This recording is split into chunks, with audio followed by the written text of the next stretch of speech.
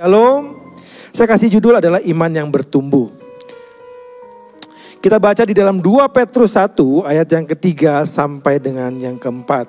Ya, Rasul Petrus menuliskan surat ini Bapak Ibu Saudara untuk kita semua memiliki pertumbuhan secara rohani di dalam kehidupan kekristenan kita. Saya bacakan 2 Petrus 1 ayat yang ketiga sampai dengan yang keempat. Karena kuasa ilahinya telah menganugerahkan kepada kita segala sesuatu yang berguna untuk hidup yang saleh oleh pengenalan kita akan Dia yang telah memanggil kita oleh kuasanya yang mulia dan ajaib. Ya, kita berhenti sampai di sini dulu. Bapak Ibu Saudara, kita ada di tempat ini, kita menjadi orang-orang Kristen bukan karena kita yang memilih Tuhan, tapi Tuhan yang memilih kita. Jadi Bapak Ibu Saudara, kita ini orang pilihan. Yang setuju katakan amin. Boleh bilang kanan kirinya, jelek-jelek gini pilihan Tuhan. Oh, berarti Bapak Ibu jelek dong ya? Enggak ya? Kita ini pilihan Tuhan Bapak Ibu Saudara. Tuhan pilih kita, saya percaya ada maksud dan tujuan Tuhan. Bapak Ibu Saudara, dikatakan bahwa kuasa ilahinya menganugerahkan kepada kita segala sesuatu yang berguna untuk hidup yang saleh. Hidup yang saleh itu apa? Pengenalan akan Dia. Jadi Tuhan mau supaya setiap kita Bapak Ibu Saudara memiliki kesalehan di dalam hidup. Kesalehan di dalam hidup itu bukan bicara saudara makin aktif di gereja. Kesalehan itu bukan bicara saudara punya jabatan di dalam gereja. Kesalehan itu bukan berarti saudara ikut semua aktivitas-aktivitas kerohanian, tetapi kesalehan bicara pengenalan akan Kristus. Semakin kita mengenal Kristus, maka rohani kita akan semakin bertumbuh di hadapan Tuhan. Dan dikatakan karena kuasa ilahinya menganugerahkan kita segala sesuatu untuk sesuatu yang berguna bagi hidup yang saleh dan pengenalan akan Dia.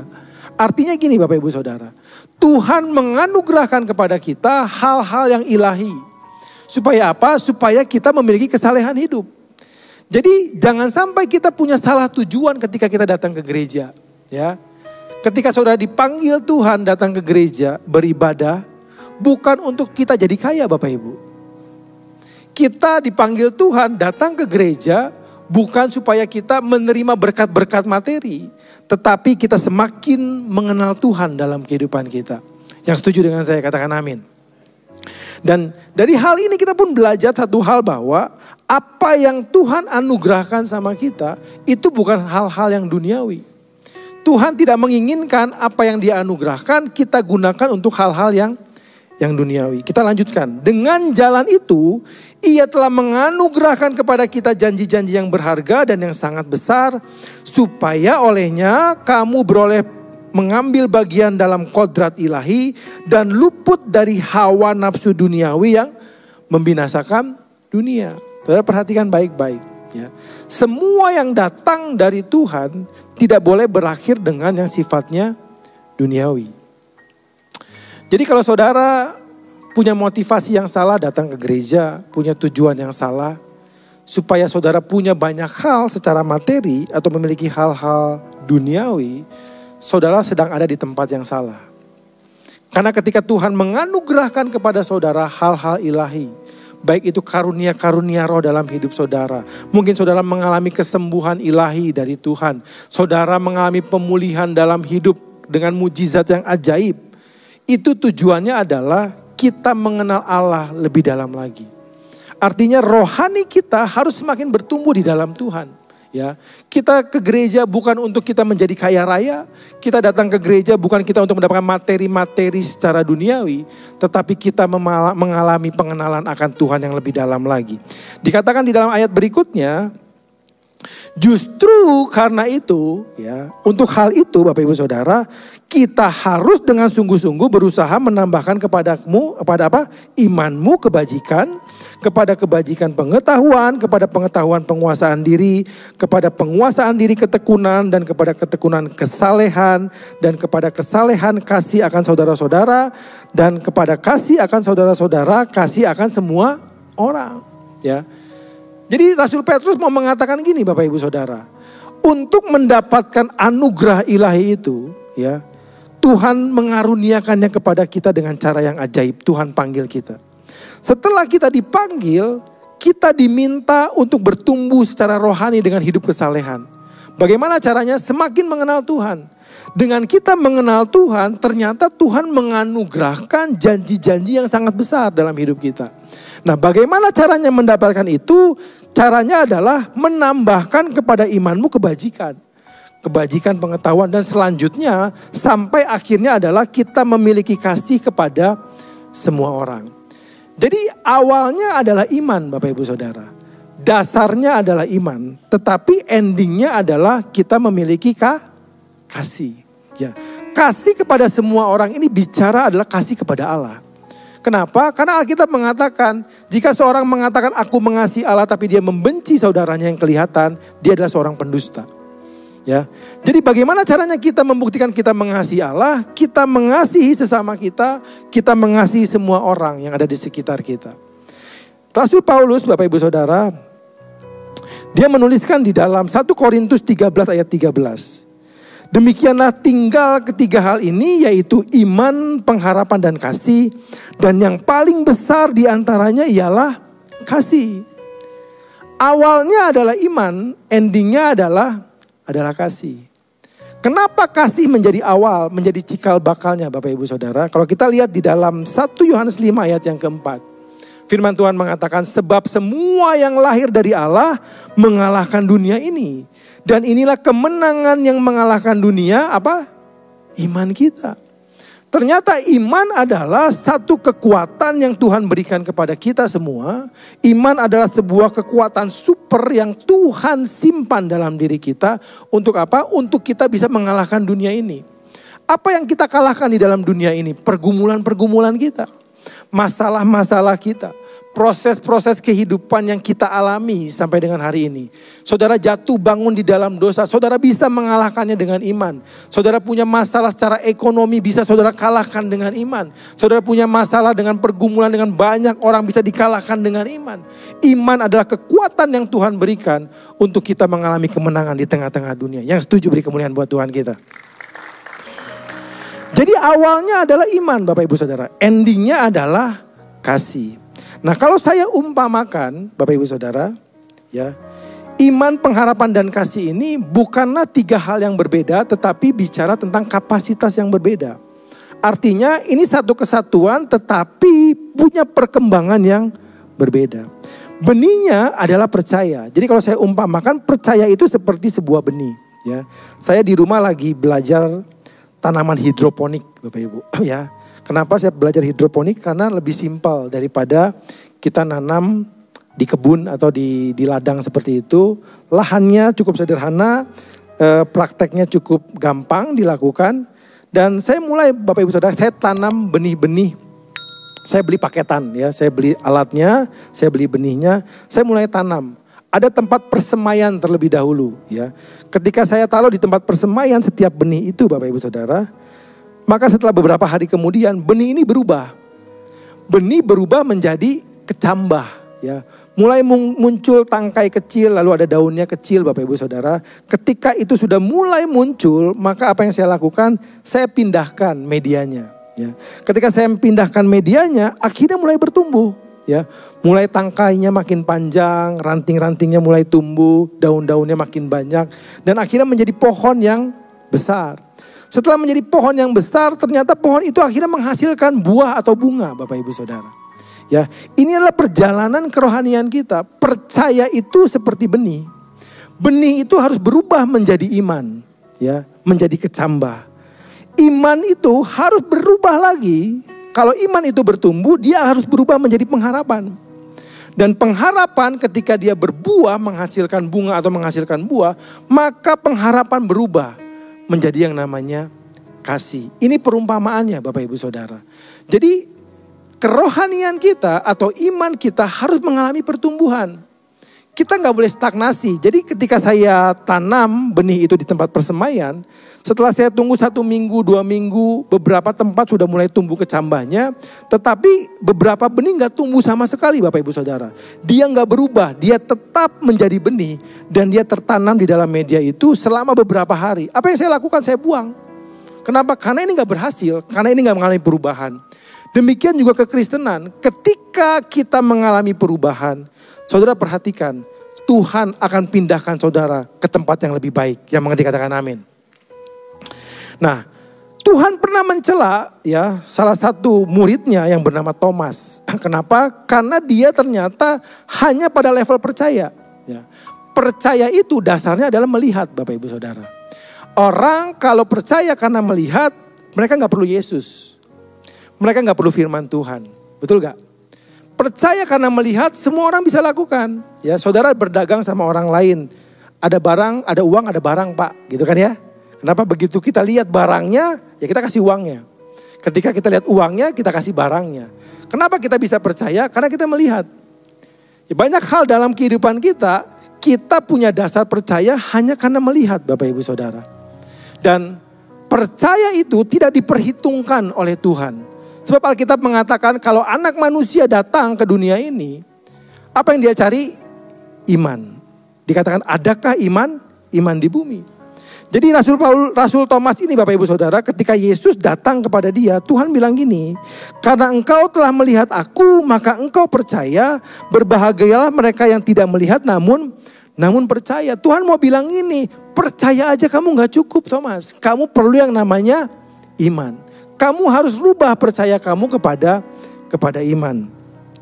Ada sebuah kisah di dalam Alkitab, suatu kali Tuhan Yesus Bapak Ibu Saudara, dia mengubah percaya seseorang dari melihat kepada percaya karena mendengar.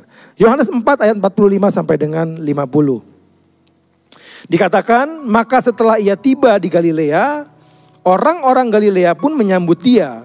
Karena mereka telah melihat segala sesuatu yang dikerjakannya di Yerusalem pada pesta itu, sebab mereka sendiri pun turut ke pesta itu. Maka Yesus kembali lagi ke Kana di Galilea, di mana ia membuat air menjadi anggur. Dan di Kapernaum ada seorang pegawai istana, anaknya sedang sakit. Jadi kisah ini sebenarnya merupakan sebuah gambaran bahwa orang-orang di Galilea pada waktu itu melihat apa yang Yesus lakukan di kota Kana.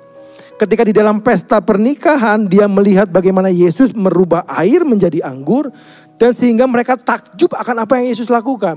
Ya, sehingga ketika Yesus kembali ke Galilea, mereka menyambut Yesus karena apa? Karena mereka melihat sesuatu tanda ajaib yang Yesus lakukan.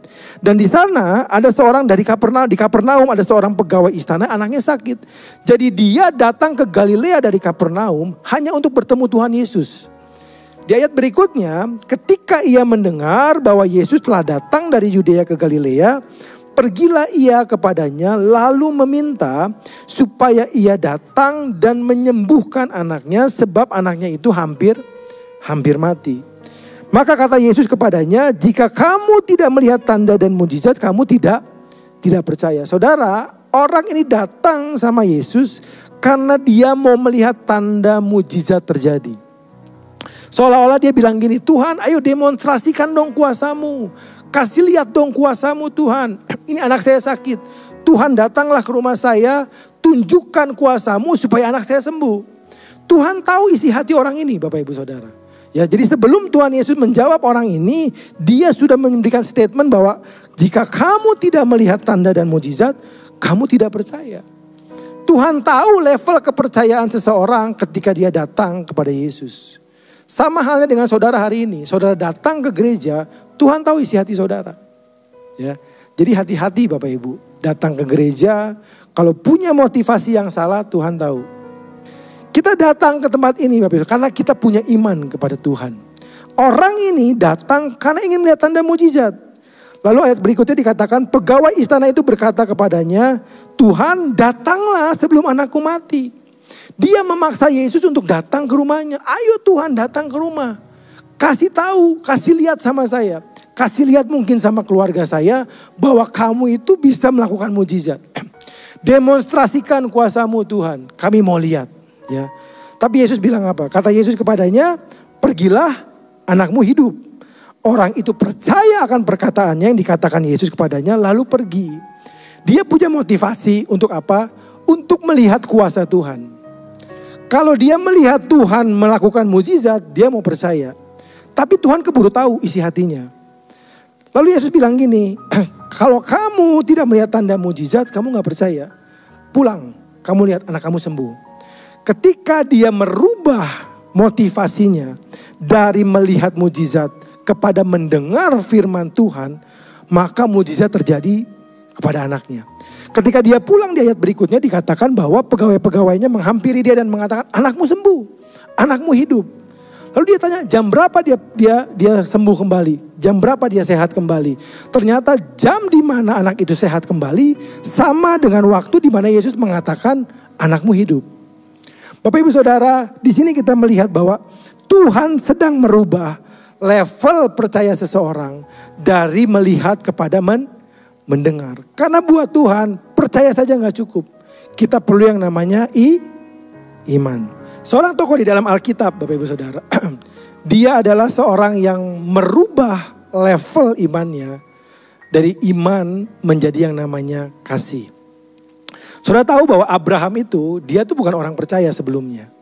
Abraham itu tinggal di Ur Kasdim di Arab Utara. Daerah itu adalah daerah yang penuh dengan penyembahan berhala, Bapak Ibu. Jadi yang Abraham tahu, dia itu orang percaya. Tapi bukan kepada Allah Israel. Dia percaya kepada sembahan-sembahan orang-orang di sana. Kenapa dia percaya? Karena dia melihat dewa-dewanya kelihatan, Bapak Ibu. Ada patung-patung yang disembah di sana. Mungkin ada orang yang datang ke sebuah patung minta kesembuhan, dikasih kesembuhan. Akhirnya apa? Orang percaya bahwa patung itu adalah Tuhan. Ada orang yang datang ke sebuah dewa, seorang dewa, lalu dia minta kekayaan, dikasih kekayaan. Lalu mereka percaya bahwa patung itu adalah Tuhan. Mereka percaya karena mereka melihat. Tapi suatu hari Alkitab mengatakan Tuhan datang sama Abraham. Tuhan bilang ini sama Abraham, kamu tinggalkan keluarga kamu pergi ke suatu tempat yang akan kutunjukkan kepadamu, kamu akan kujadikan bangsa yang besar dan kamu akan diberkati, kata Tuhan. Saudara, dari mana Abraham tahu yang berbicara itu adalah Allah? Karena apa? Karena di daerah itu belum ada orang yang percaya kepada Tuhan. Mereka semua percaya kepada berhala. Di daerah itu belum ada nabi yang menyampaikan tentang Tuhan. Dan belum ada yang namanya Alkitab atau kitab Taurat yang bisa dibaca sebagai referensi bahwa kita percaya kepada Allah yang benar. Bayangkan Bapak Ibu Saudara, Abraham tidak tahu suara itu dari mana, tidak ada referensi yang bisa dia baca, nggak ada pribadi yang bisa dia tanyakan, siapakah yang berbicara sama saya. Tetapi Alkitab mengatakan, slide berikutnya, lalu percayalah Abraham kepada Tuhan, maka Tuhan memperhitungkan hal itu kepadanya sebagai kebenaran. Jadi artinya Bapak Ibu Saudara, Abraham merubah level percayanya dari karena melihat kepada karena mendengar. Itulah iman. Ya. Jadi kalau saudara sampai hari ini datang ke gereja hanya mau melihat mujizat Tuhan, hanya pengen lihat Tuhan pulihkan kehidupan saudara, hanya pengen tahu bahwa Tuhan bisa sembuhkan saya, hanya pengen lihat bahwa Tuhan memberkati kehidupan saudara, saudara masih dalam level percaya. Tetapi ketika kita merubah level percaya kita, karena kita mendengar firman Tuhan, maka kita merubah level percaya kita menjadi namanya iman. Iman itu Bapak Ibu Saudara, saudara belum lihat. Alkitab mengatakan iman adalah dasar dari segala sesuatu yang kita harapkan, bukti dari segala sesuatu yang tidak kita lihat. Jadi kita belum lihat hasilnya, tapi kita udah percaya dulu. Kalau saudara datang sama Tuhan, Tuhan pulihkan keluarga saya. Lalu saudara dapat firman Tuhan dan mengatakan kamu akan dipulihkan Tuhan. Udah pulih belum Bapak Ibu Saudara? Belum pulih. Kapan pulihnya? Belum tahu. Tetapi saudara sudah percaya terlebih dahulu. Kenapa? Karena yang mengatakan adalah firman Tuhan. Saudara sedang merubah dari percaya kepada iman. Lalu apa yang Abraham lakukan? Dia merubah imannya kepada pengharapan. Ya, tadi dikatakan iman, pengharapan dan kasih. Yang terbesar adalah kasih. Abraham mulai merubah imannya menjadi pengharapan. Bagaimana caranya dia merubah iman menjadi pengharapan? Ketika Abraham mulai melangkah keluar, dia mulai mempercayai apa yang dia dengar. Di dalam Ibrani 11 ayat 8 dikatakan, karena iman Abraham taat ketika ia dipanggil untuk berangkat ke negeri yang akan diterimanya menjadi milik pusakanya, lalu ia berangkat dengan tidak mengetahui tempat yang ia tuju. Bayangin saudara, Abraham disuruh Tuhan meninggalkan keluarganya, pergi ke suatu tempat yang dia nggak tahu tujuannya kemana. Ya, kalau Tuhan katakan, Abraham tinggalkan keluargamu, pergi ke Cimahi, masih tahu saudara. Ya, tujuannya tahu, destininya tahu.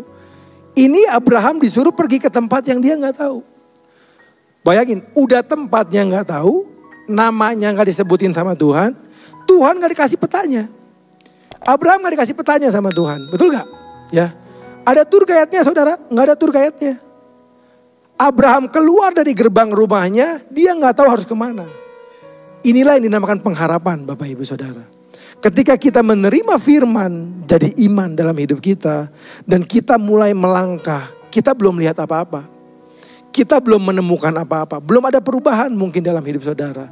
Tetapi ketika kita mulai melangkah melakukan firman, Tuhan bilang udah ampuni aja, kamu akan dipulihkan. Ampuni saudara. Akhirnya dipulihkan atau enggak, kita lihat nanti. Kenapa? Karena kita sedang melangkah dengan iman. Karena firman Tuhan mengatakan kita harus mengampuni. Beri saja maka kamu akan diberi. Ketika kita memberi, apakah kita sudah mendapatkan? Kita belum mendapatkan. Tetapi kita percaya saja apa yang kita dengar dan kita mulai melakukan. Itu artinya pengharapan. Dan Abraham melakukan itu Bapak Ibu Saudara. Dia meninggalkan tanah keluarganya. Dia pergi ke sebuah tempat yang dia gak tahu kemana tujuannya. Tetapi dalam perjalanan kerohanian Abraham, dari iman mendengar suara yang dia gak kenal, menuju ke sebuah tempat yang dia nggak tahu di mana, akhirnya sampailah kepada puncak dari iman dia ketika Abraham harus menyerahkan anaknya di atas Gunung Moria. Ibrani 11 ayat 19. Ketika Abraham disuruh Tuhan untuk menyerahkan Ishak, apa yang Tuhan janjikan sama Abraham? Kamu akan menjadi bapa segala bangsa. Kamu akan diberkati, keturunanmu akan sangat banyak, Tuhan bilang. Berkali-kali Tuhan tunjukkan kepada Abraham bagaimana keturunannya nanti. Ditunjukkanlah bintang-bintang di langit. Dikatakan keturunanmu akan seperti bintang di langit. Ditunjukkanlah pasir di lautan. Keturunanmu akan seperti pasir di lautan. Itu janji Tuhan. Tetapi Bapak Ibu Saudara, apakah Abraham langsung mendapatkannya? 25 tahun Abraham berjalan di dalam pengharapan. Dia berjalan di dalam satu perjalanan kehidupan untuk menantikan yang namanya janji Tuhan. Dia merubah iman menjadi pengharapan. Tetapi pengharapannya itu berubah menjadi satu level yang lebih tinggi lagi ketika dia menyerahkan apa yang sudah Tuhan berikan sama dia. Ketika Abraham mendapatkan Ishak sebagai anaknya, Abraham sangat mengasihi Ishak Bapak Ibu Saudara. Tapi Tuhan bilang serahkan anakmu, persembahkan di atas Gunung Moria. Tuhan bawa Ishak. Abraham bawa Ishak. Abraham bawa keledai dan kayu untuk membakar anaknya. Lalu bujangnya mengikuti dia dan mengatakan, Bapak kemana kita akan pergi? Kita akan ke Gunung Moria. Kamu tunggu di sini sebab kami akan naik ke atas dan kami akan kembali. Saudara, kenapa Abraham mengatakan kami akan kembali? Karena dia punya iman.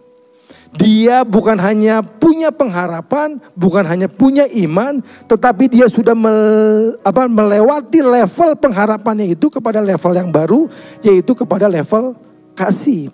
Itulah kenapa di dalam Ibrani 11 ayat 19, slide berikutnya, dikatakan bahwa karena Abraham berpikir bahwa Allah berkuasa membangkitkan orang-orang sekalipun di antara orang mati, dan dari sana ia seakan-akan telah menerimanya kembali. Jadi Abraham ketika dia membawa Ishak ke atas Gunung Moria, dia sudah tahu Bapak Ibu Saudara bahwa Allah itu dia punya kemampuan untuk membangkitkan orang mati. Jadi sekalipun pada waktu itu mungkin Abraham mengatakan, sekalipun aku bunuh Ishak di atas Gunung Moria, Tuhan bisa bangkitkan Ishak. Kenapa Abraham berani melakukan itu Bapak Ibu Saudara? Itu karena Abraham mengenal siapa yang dia sembah. Yang mengerti katakan amin. Jadi level kerohanian kita harus berubah seperti Abraham. Dari percaya kepada iman, dari iman kepada pengharapan, dan pengharapan kepada kasih. Itulah pertumbuhan kerohanian. Itulah kesalehan yang ditulis di dalam 1 Petrus tadi Bapak Ibu Saudara. Kita lihat sebuah grafik yang mungkin Bapak Ibu Saudara akan menjadi lebih jelas. Jadi grafik ini saya perlihatkan kepada Bapak Ibu Saudara bahwa percaya itu timbul dari yang namanya melihat. Ya, bagaimana caranya supaya percaya kita ini berubah menjadi iman ketika kita mulai mendengar firman Tuhan. Karena itu perbanyak baca firman Bapak Ibu Saudara. Ya, jangan lagi percaya Tuhan itu hanya untuk lihat mujizat. Jangan lagi percaya Tuhan itu hanya untuk mendapatkan berkat-berkat materi dalam kehidupan kita.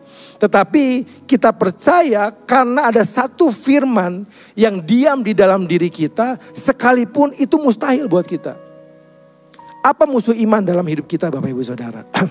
Karena iman timbul dari pendengaran, maka musuh daripada iman adalah apa yang kita lihat. Ya, kalau saudara dengar firman Tuhan mengatakan bahwa kamu akan dipulihkan Tuhan. Kamu akan diberkati Tuhan berlimpah-limpah. Lalu saudara pulang ke rumah, saudara lihat ijazah saudara hanya sampai SD, ya. Saudara nggak punya koneksi di luar sana. Saudara lihat tabungan saudara nilainya 0, Bapak Ibu Saudara, nggak punya modal untuk bikin usaha. Tapi kenapa Tuhan kasih janji sama saya akan diberkati Tuhan? Saudara lebih percaya mana Bapak Ibu? Percaya rekening saudara dan rapot saudara atau percaya firman Tuhan? Ya. Kalau kita percaya sama rapot kita dan rekening kita Bapak Ibu Saudara, level kita masih percaya. Tetapi ketika kita percaya sama firman Tuhan, dasarnya ada gak? Nggak ada dasarnya. Tapi kita percaya. Kenapa kita percaya? Karena Tuhan yang mengatakannya. Sudah lihat hasilnya? Belum lihat hasilnya. Ya, kita sedang merubah level percaya kita kepada yang namanya iman. Kenapa? Karena kita mendengar Tuhan berfirman. Lalu iman kita harus bertumbuh lagi menjadi pengharapan. Bagaimana caranya? Firman yang kita dengar, kita mulai perkatakan. Kita mulai lakukan di dalam hidup kita. Artinya kita melangkah Bapak Ibu. Ya. Ketika kita mulai melangkah, maka iman di dalam diri kita berubah menjadi pengharapan. Ketika kita memiliki iman, yang kita harapkan adalah mujizat. Kita minta sama Tuhan, ayo Tuhan bertindak dong, bikin mujizat dong. Demonstrasikan kuasa-Mu Tuhan. Ya. Kita pengen lihat ada pemulihan dalam diri kita. Kita pengen lihat mujizat yang terjadi langsung di mata kita. Oh iya Tuhan sembuhkan saya. Tuhan pulihkan saya dapat mujizat. Itu baru level iman Bapak Ibu. Tetapi ketika di dalam level pengharapan, saudara bukan hanya lihat mujizat. Tapi yang saudara nantikan adalah janji Tuhan. Ya. Janji yang lebih besar daripada mujizat. Dan ketika pengharapan itu berjalan dalam kehidupan saudara, maka pengharapan itu akan berubah menjadi kasih. Ketika di dalam perjalanan pengharapan itu kita semakin mengenal siapa Allah kita. Bapak Ibu Saudara, kalau saudara perhatikan tingkatan ini, dari level percaya kepada iman, ya, ini bicara tentang justification. Artinya apa? Kita dibenarkan karena iman kita. Tetapi dari level iman kepada pengharapan, ini bicara tentang sanctification. Kita dimurnikan sama Tuhan. Dari iman kita berubah. Seperti Abraham, dulu namanya Abram, dirubah menjadi Abraham. Abram artinya bapa orang yang terhormat. Tuhan ubah namanya menjadi bapa dari segala bangsa. Iman bisa merubah kita. Tetapi pengharapan Bapak Ibu Saudara, itu bukan lagi kita bicara tentang berubah, tetapi kita berbuah. Kita mulai menghasilkan buah-buah roh di dalam pengharapan. Kenapa? Selama menantikan janji Tuhan, kita melihat proses terjadi dalam kehidupan kita. Abraham 25 tahun Bapak Ibu Saudara dalam pengharapan. Di dalam menanti kelahiran Ishak, ya, jatuh bangun iman Abraham kita lihat. Sampai akhirnya dia melakukan suatu kesalahan di mana dia mengambil Hagar sebagai istrinya. Dan lahirlah Ismail di sana. Bapak Ibu Saudara, ketika itulah Tuhan bilang sama Abraham, namamu bukan lagi Abram, tetapi Abraham. Tuhan mengingatkan kembali janjinya sama Abraham. Jadi pada level pengharapan, kita bukan lagi menanti mujizat, tapi kita menanti janji Tuhan. Tetapi di dalam pengharapan ini Bapak Ibu Saudara, saudara lihat, di dalam pengharapan kita jatuh bangun di dalam iman. Kita bisa merasakan kasih Tuhan di sana. Kita lihat kesabaran Tuhan, kelemah lembutan Tuhan. Kita lihat kebaikan Tuhan di sana. Sehingga kita semakin mengenal siapa Allah yang menyertai kita. Dan ketika kita mengenal Allah kita, maka pengharapan itu berubah menjadi yang namanya kasih. Di dalam iman kita berubah, di dalam pengharapan kita berbuah, tetapi di dalam kasih seperti Abraham Bapak Ibu Saudara, dia mulai berani berkorban untuk Tuhan. Amin Bapak Ibu Saudara. Jadi ubah iman kerohanian kita hari ini. Bertumbuhlah, milikilah kesalehan hidup dengan merubah iman menjadi pengharapan, pengharapan menjadi kasih. Di dalam iman kamu melihat mujizat, di dalam pengharapan kamu akan melihat janji Tuhan. Tetapi di dalam kasih kamu akan melihat pribadi Tuhan. Ayat terakhir 2 Petrus 1 ayat 8 sampai dengan 11. Dikatakan, karena itu saudara-saudaraku, berusahalah sungguh-sungguh supaya panggilan dan pilihanmu makin teguh. Kita dipanggil dan dipilih Tuhan. Tuhan minta supaya panggilan kita makin teguh. Kita harus meningkatkan iman kita. Sebab jikalau kamu melakukannya, kamu tidak akan pernah tersandung.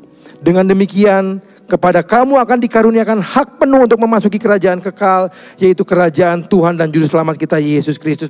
Dia kasih anugerah ilahi buat saudara dan saya.